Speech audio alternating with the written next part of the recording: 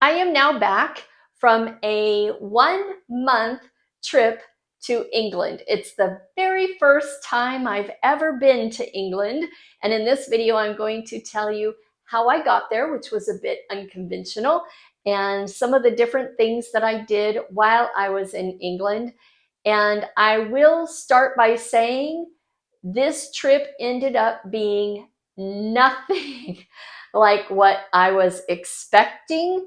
And there's a reason why I had to be silent on YouTube for 3 weeks as I was on that adventure in England. And so with that, I'm not going to share everything I did. We'd be here all day. We'd be here for hours. What I'm going to do in this video is I'll share with you kind of a highlight and all the different stops that I made, and I'll give you one or two highlights from the different places. Share with me in the comments what you'd like to hear more about, and I'm happy to do some additional videos on this trip to England. If you're new to this community, if you're new to following me, my name is Debbie. And 1 year ago, I left my home in Phoenix, Arizona, having sold everything I own to travel around the world. When my husband passed away 2 years ago, we had a lot of timeshare points. And rather than trying to figure out how to manage the overhead of a house that I really didn't want to live in anymore without him, but not really knowing where I wanted to move to, I realized I could live for about a year to a year and a half out of timeshares while I figure out where I want to live. So if you'd like to follow me, I invite you to hit that subscribe button. It's totally free. Like, and always feel free to leave any comments or suggestions down below as I do read them and I will respond. I got to England on a reposition cruise. And reposition cruises happen at the beginning and the end of each cruise season when they take cruise ships from the warmer climates up to the cooler climates and back. So this was a reposition cruise from Fort Lauderdale, Florida to Southampton, England. It was 16 days. I'm not going to go into any detail about the cruise itself. I have so far done two other videos, one about my experience as a solo cruiser, and the other one is about my transatlantic crossing when you have a whole bunch of sea days. What do you do to stay entertained? So here's what happened in England. I have a friend in England, a business associate, and the plan was when I arrived in Southampton, I was going to take the train to London and be able to meet up, maybe spend a few days, get the lay of the land, because I've never been to England before. How do I take the trains? How do I take the tube? Kind of get the lay of the land of the whole area. And although my friend is busy and I knew that like it wouldn't be we would travel together for the full 2 weeks, I'm a nomad solo traveler. So I said, if you could just meet me when I get off the cruise ship, kind of give me the lay of the land. I'm fine going off on my own. We can reconnect for a few days at your convenience. And so we'll just kind of tour around to a few places in and out of my 2 week stay in England. But here's where the plan didn't go as planned. There was a family emergency and my friend was going to be unable to meet me when I got off the ship. And when I first got that news, I'm like, oh no, I have to figure out how to navigate this city all by myself and how to navigate this country all by myself. Fortunately, I had made friends on the cruise ship and another passenger was going to be staying in London. And so I kind of rode those coattails and I got the lay of the land. I kind of figured out how to get around England on the train, in the tube. And so that worked out actually really, really well. Highlights in London. I was really impressed by, first of all, I didn't realize how big London is, but also the juxtaposition of the super, super old structures and castles, the London Tower where the crown jewels are stored, castles of kings, next to like these super, super modern buildings. And not only am I going to show a picture of the Shard, but also I have to show this to you. I went to the bathroom at the very top. I've never been in a bathroom where I felt so exposed, and yet it was it was the coolest bathroom ever with a view out over London from the bathroom at the top of the Shard.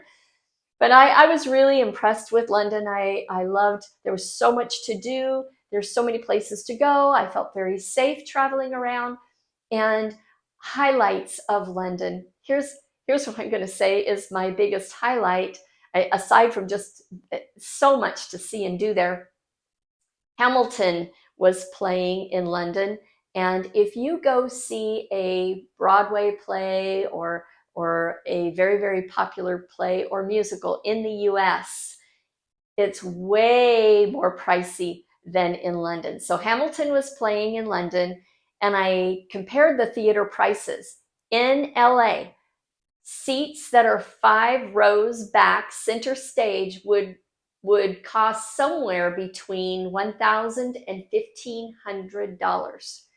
I got 5th row, center stage, and with a conversion to US dollars, it was $200 out the door with any tax and fees and everything. So one of the highlights of London, I think, is just the opportunity to go see a play that I've kind of been putting off because I didn't want to sit in the nosebleed section when I'm seeing it in the US, and I'm not paying $1,500 for seats in the orchestra section or right down by the stage. So that's going to be one of my highlights of London, is being able to see Hamilton for a fraction of the cost. And think about it, it's cheaper to fly to Europe or London to go see a concert or a play.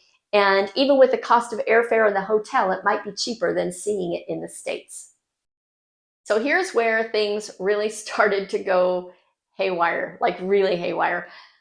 I grew up in Seattle, and London's weather and Seattle weather are very similar. And I think that because I grew up in a house that, looking back on it, I know that it had mold and it probably affected my lungs in some way.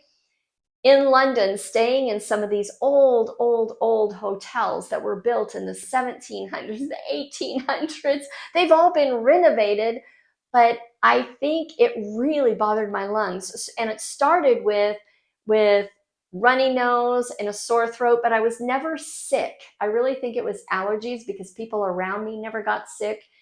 But I just, even though I wasn't sick, you know how it is when you're inconvenienced, you're constantly blowing your nose, you're constantly coughing. So after about 5 days, my friend flew back to the States, and I continued now on this journey solo. And again, my friend who lives in London still wasn't available to get together. So from London, I went to Bath, and I took a hop on, hop off bus tour in Bath to kind of see where I wanted to go.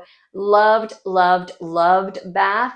And I did take a tour of the Roman baths, and the true highlight of that trip, there's a huge cathedral. I'm not remembering the names of it, so maybe I'll drop it underneath these photos, but there's a huge cathedral. And in this cathedral, you can buy a ticket to actually go on a guided tour up the stairs all the way up to the highest point of the cathedral, behind the clock that's up at the top of the cathedral. And it was incredible. And it's not for the weak and weary, and it's not for the faint of heart. But that was a pretty amazing tour. And from the top, very top of that cathedral, the view out over Bath was unbelievable.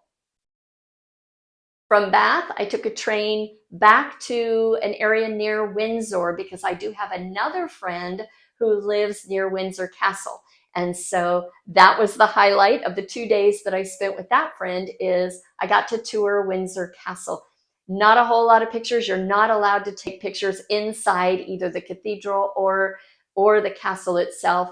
It was an unbelievable tour. I've never seen so much wealth and opulence. Not a place I would ever want to live. To me, it didn't have a warm, fuzzy feeling, but it was definitely an incredible tour. And so I'm really glad that I did get to see Windsor, and the grounds around the outside of the castle are just absolutely beautiful. By this time, I've completely lost my voice. No voice whatsoever. And so I'm whispering, I'm blowing my nose, I'm coughing, I'm still not sick. People who have been around me are not sick. But I'm like, really? I have no voice whatsoever. And so and my friend still wasn't available to get together. So from Windsor, I took the train up to Oxford. and I spent a few days up in Oxford and loved it. A very, very old town, tons of places to walk around, lots of different things to tour. I loved the tour of the Oxford jail. And here's something I did learn about Oxford.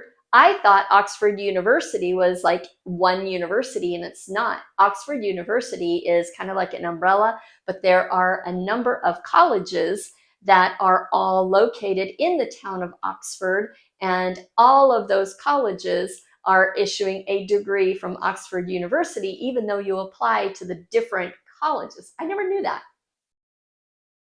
After leaving Oxford, my friend was finally available, and so I went back to the London area for 5 days. Again, I have no voice. I'm all congested and I'm coughing, and again, I'm not sick. I really believe this was allergies, but I know I didn't sound very good and I certainly couldn't talk. But I did meet up with my friend, and here's oh my gosh, I'm trying to narrow this down to a couple things. I'm not going to be able to.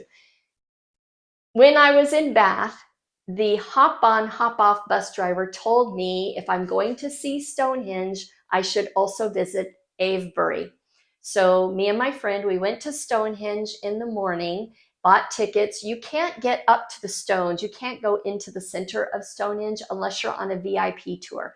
So Stonehenge is very crowded. It's very commercial. It's pricey to get the tickets. And even though it's a magical place, it's in comparison to Avebury, I understand why the bus driver told me this. So 40 minutes from Stonehenge is Avebury. And Avebury, these huge stones have been moved into the area, but they've been placed in a gigantic circle around a tiny little town. You don't have to buy tickets.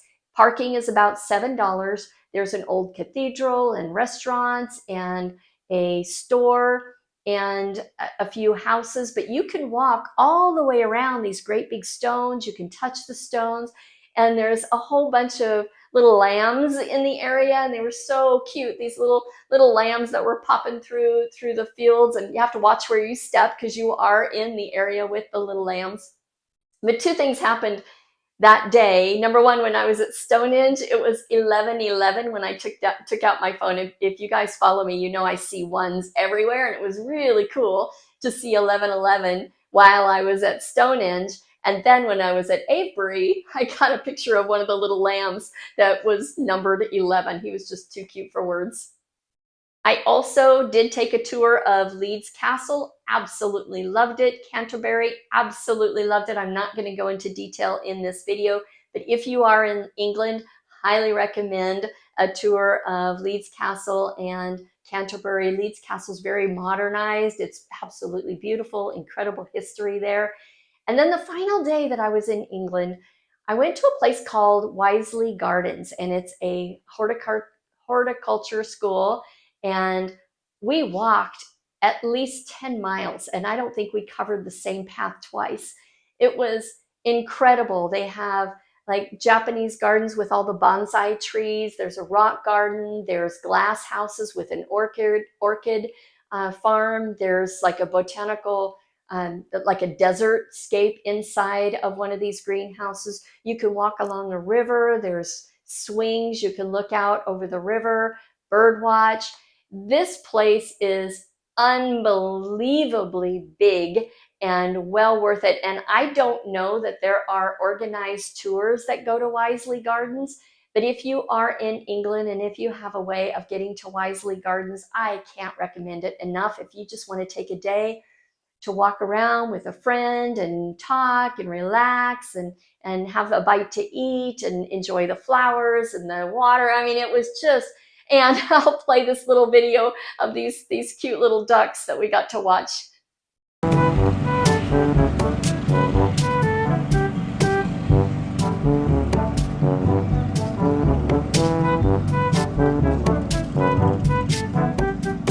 I don't actually know that they're ducks. I actually think they're geese.